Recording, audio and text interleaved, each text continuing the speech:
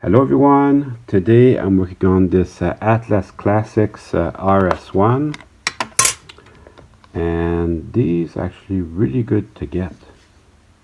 It's nice, I got the original box and everything. Let's just take a quick peek at this. I tried this on the track and it didn't work very well. It would keep stalling every second, so I'm looking at this and I'm thinking to myself, all it needs is a good cleaning. We're going to do that today. I went on vacation there, so I need a video that's simple for this week. So I think that's going to fit the bill. It takes a little work to get this out, so you just wiggle the handrails around the ends of the frame. Do the best that you can not to wreck anything. Had to wrestle with this a little bit. I had there's a little bit of the frame that isn't perfectly ground down, so I'll be sure and get that with the Dremel later on. This is what they call the China version. So the China version. These are good runners. There's a Kato version available, but these are just as good runners, I have to say. Although I'm always partial to Kato. So while I have the shell apart, I am going to clean it. I just cleaned that with my toothbrush and some dish soap. Looks like somebody's been in here to put microtrans couplers. So that's really neat. I'll keep those. I kind of like these. This one seems to be a little bit stuck, so I might have to do some removal of the glue. But from that side you can't see it, so I'm definitely keeping that. Just gonna give this a quick wash. Everything looks real good. No need to do any work on the paint. All the handrails are there. Everything's in good shape. So that's a little bit of luck. So I don't have to do any coupler work. These are great. So for the shell there's no work to be done. You even have the instructions. The Alco Diesel guy is another channel. I enjoy his videos. He explains how this engine was such a revolutionary engine. So basically they would use this car body, which was like an S1. They would use a switcher body, but one railroad needed to have this engine to haul freight trains during the day and commuter trains in the morning and the evening. So they added an extra part to put a steam generator, and they needed it to be faster than a switcher, so they put the road trucks on it with a little bit bigger wheels and different gearing. So the first road switcher was born, and it was revolutionary for its time. So I'll put a link in the description to that video. So I took a little bit of a look at this, and one of these pins, they should be straight like this. It went up a little bit. There's a little break in the metal. So this metal is called Zamac. It's alloy, zinc, and something else. I'm not too sure what. But it happens once in a while that these turn into crumblers. So this one has just this little damage here. It's not too major. Now with Zamac, you cannot bend it more than once. So if you were, for example, to hammer this down, it would just break off, and then you would be in trouble. So we'll remove that little circuit board there. This is not really a DCC compatible or DCC friendly. I'm gonna run it with DC. I'm gonna be happy with that because the car body is a little bit lower. It makes it tough. There's not that much room for extras. Also, I'll note down the way the trucks are set up. It's nice to have the video so you can go back and look at it. I always take a note of that. and then we'll remove the fuel tank. They spread, I think they spread the two contact strips in the middle here just to have more detail on the fuel tank. So anyways, the fuel tank's really easy to remove. Yeah, they did. They spread the two connections. So that's really neat. And then we'll remove the two screws. We're going to re-lube everything, may as well, since I have it apart. So remove the two screws. And then that creates just enough slack so you can remove these.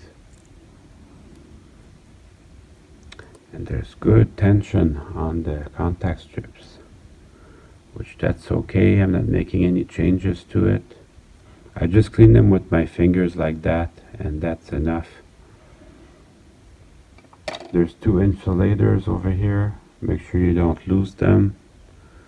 So this looks really good. I am gonna wash it with some dish soap and my toothbrush, but looks really good actually. Same with that. It's got an engine cradle like some of the early Kato. It's just a little donut here and here, so you want to be careful not to lose that. That actually works. That works for me. As you put it back, just make sure that they are exactly as they are meant to go. And then we'll just spread that around. The two worm gears. And then I'll wash the frame. Yeah, there isn't much stuff you can shave off of this to make room for a decoder. And the car body is low, so there isn't that much you can do. And then I'll also take note of the orientation of the motor. There's a little bit of white paint on here, so that one goes to the bottom. Feels real good actually. But since I have it in my hands, I am going to put a drop of lubrication. Lebel 108 is what I use. I like the thinner oils, so I play with the slack here. There's a little bit of slack on the shaft, so I play with that, and I'll let it get in there with lubrication. I let the lubrication get in there with capillarity and gravity, so I'll run it like that. This motor feels like it's brand new. I think it's in real good shape, but since I have it in my hands, may as well do a little bit of lubrication. So I'll run it like that, and then I'll run it on the bench with my test leads. I'll run it on the bench for a minute just to spread out the lubrication, but it feels real good. On the worm gear, I do the same thing. I do just a drop. I'll give it just a drop on the shaft, and that will be good.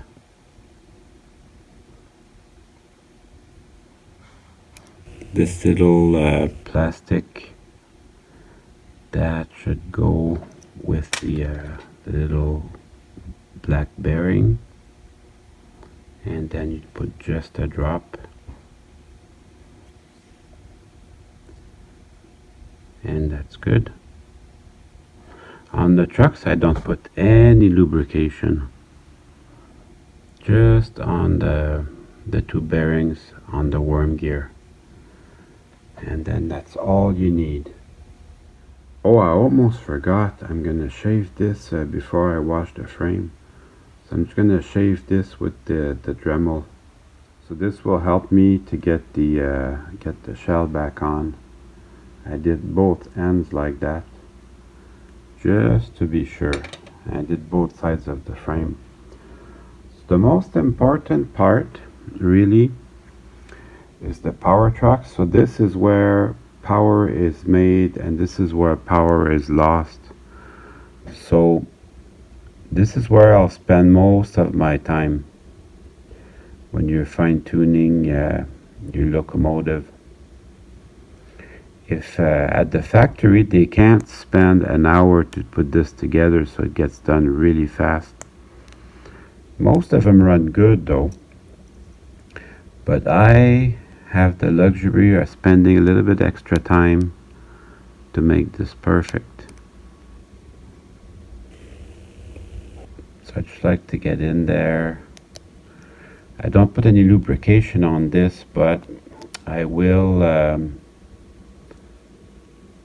just really clean everything. These gears, they're magnets for dust and scenery foam and what else gets in there? Ballast gets in there, scenery foam, pet hair. They're just magnets for that. I've seen some engines that had closed-in gearboxes, and that is great. That's awesome. But with N scale, the gears being so small, often is the case there's a little hole there because the gears have to be just a little bit bigger. So that's part of the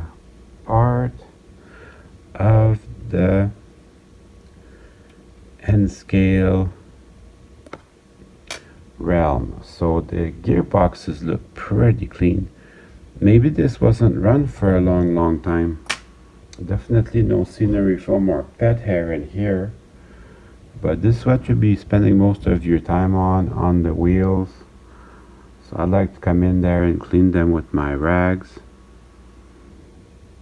That's just as easy. You can see it was pretty dirty.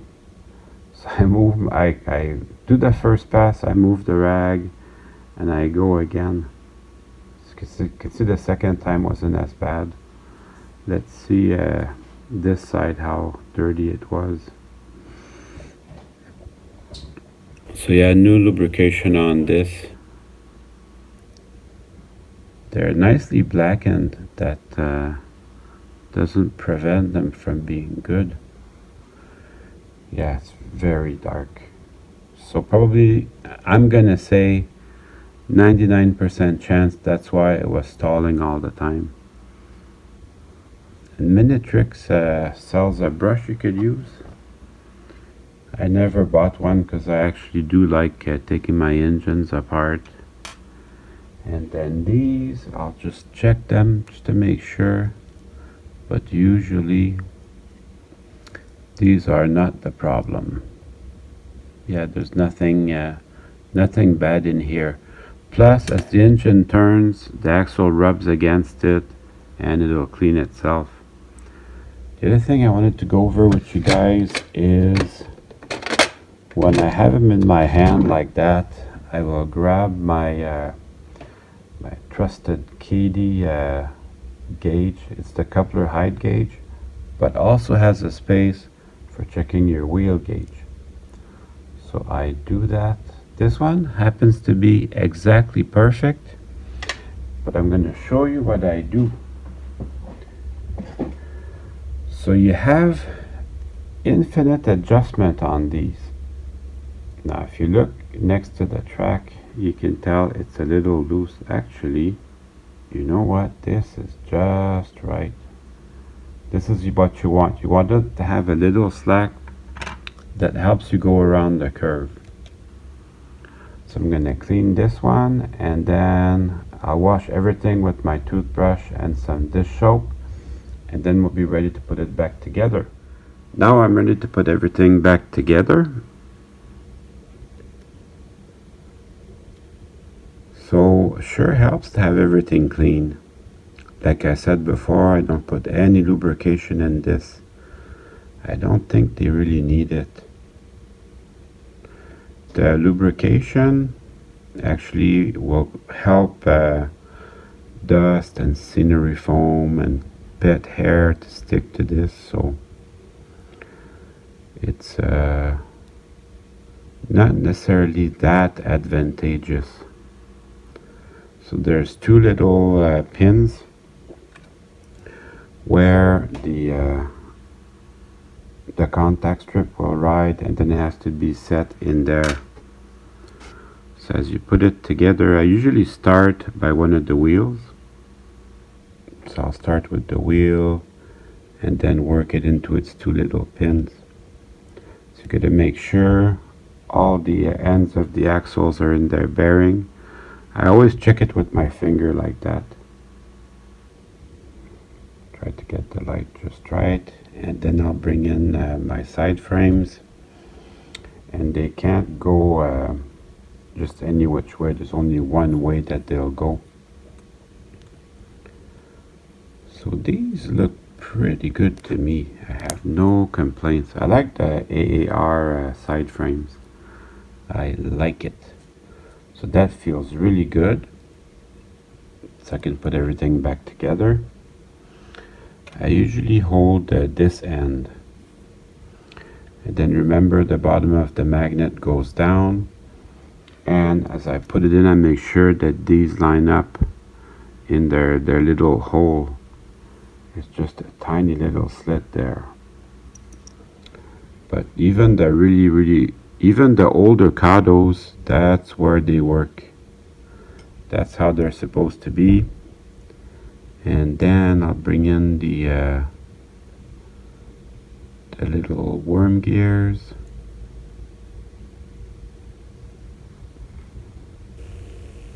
There, so that's one. And then the second one. The flywheels, they're very small. I don't know if they do that much, you know, but I'm not complaining. I think it's nice, at least that they tried, they did their best. So I'm just making sure everything's lined up properly. I check just to make sure there's no resistance, no noise.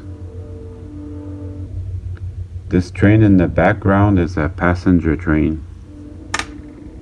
Shows up every morning on time around 7:20-ish.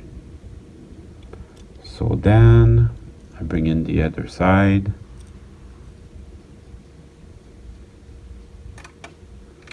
Yeah, I always make sure that these are perfect, exactly where they should be. Then I bring in the other side frame, and I'll bring in the two power trucks.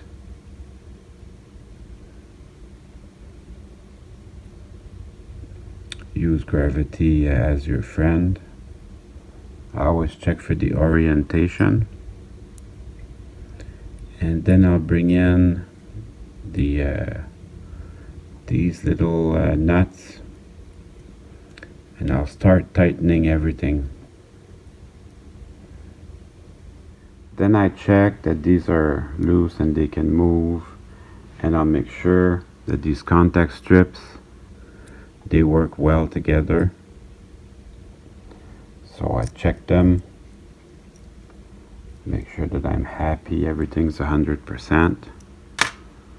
And then I'll bring in the fuel tank. Only goes back one way.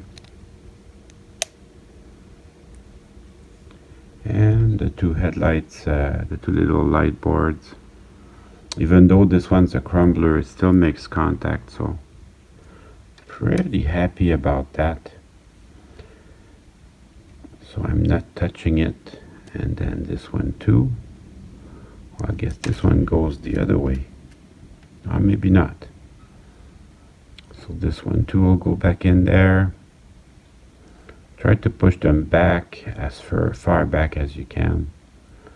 So let's, I'm gonna try it on the bench, and then I'll go try it on the track immediately. Well, alright then, let's see what we got.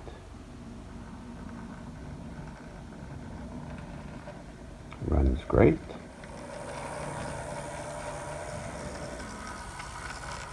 This, my snow layout, I'm gonna keep it till around the middle of March when the snow melts.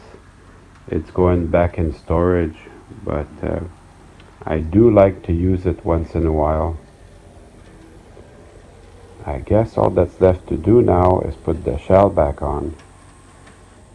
If you ever wondered what this little F here is for, it means front. And an RS1, usually the front is a long hood forward.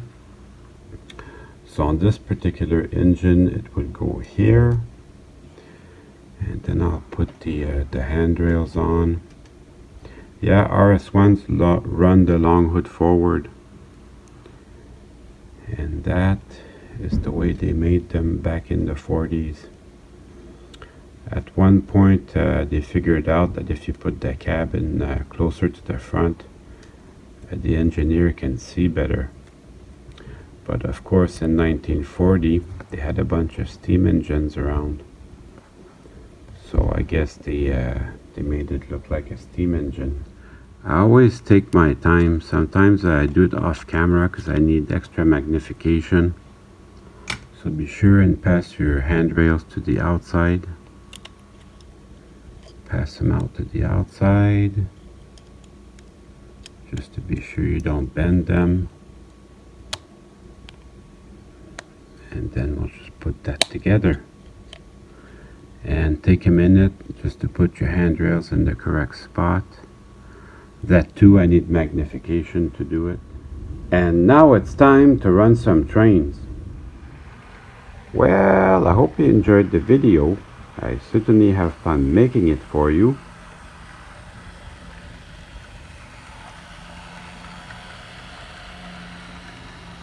See you soon.